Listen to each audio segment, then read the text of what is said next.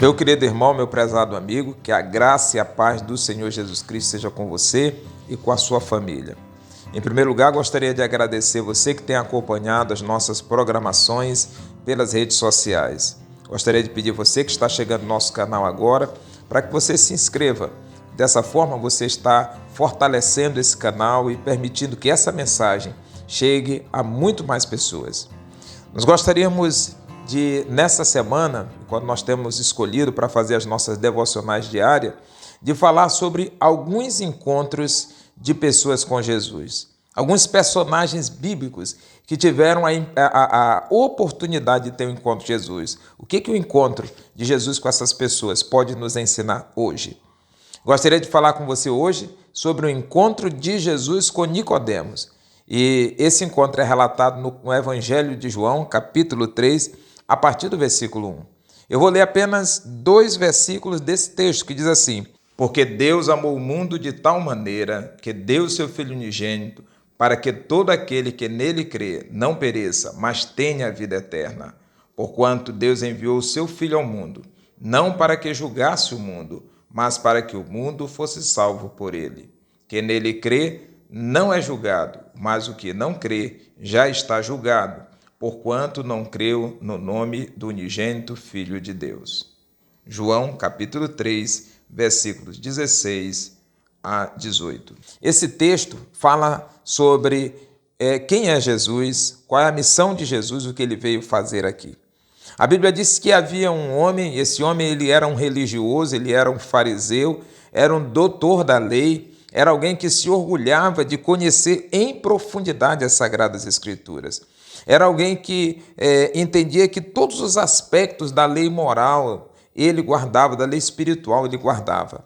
E o fariseu, ele também era alguém que se colocava como uma espécie de defensor da tradição judaica, da tradição religiosa.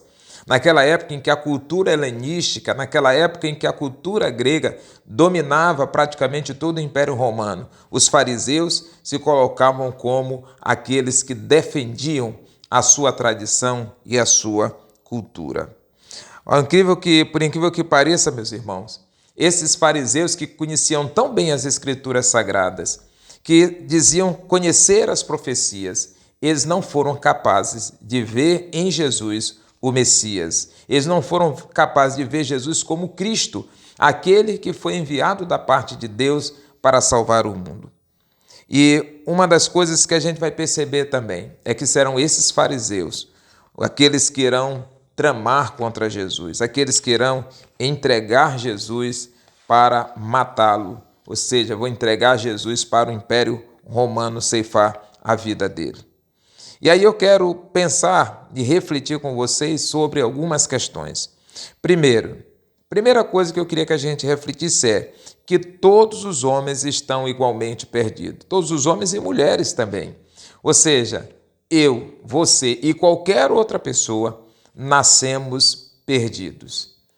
Apesar das nossas obras, apesar das nossas tradições religiosas, apesar dos nossos costumes, apesar de sermos algumas vezes vistos como padrões morais, nós estamos perdidos. Quando você olhava para o fariseu, quem era o fariseu? O fariseu poderia ser visto como uma espécie de sepulcro. O sepulcro, quando você olha, ele é muito bonito por fora, ele é perfumado, ali tem flores, ali tem ornamentação, para que as pessoas queiram estar ali. Mas se você abrir um sepulcro, o que você vai encontrar ali é morte, o que você vai encontrar ali é podridão, o que você vai encontrar ali é um espaço onde não há mais vida. Assim é todo aquele que não conhece a Jesus. Então Jesus, quando olha para Nicodemos, vai dizer: Nicodemos, é necessário nascer de novo. Se alguém quer ver o reino dos céus, se alguém quer ter vida eterna, essa pessoa precisa nascer de novo. Nicodemos fica assustado diante dessa afirmação de Jesus. Como é que é possível um homem velho nascer de novo? Pode, porventura, aquele homem voltar ao ventre da sua mãe? É a pergunta de Nicodemos. A grande verdade, meus queridos amigos, meus prezados irmãos, o nascimento que Jesus está falando não é um nascimento físico. Jesus não está falando de questões biológicas, de questões materiais ou questões da carne. Jesus está falando sobre questões espirituais. E há uma grande diferença entre você falar de religião e você falar de espiritualidade.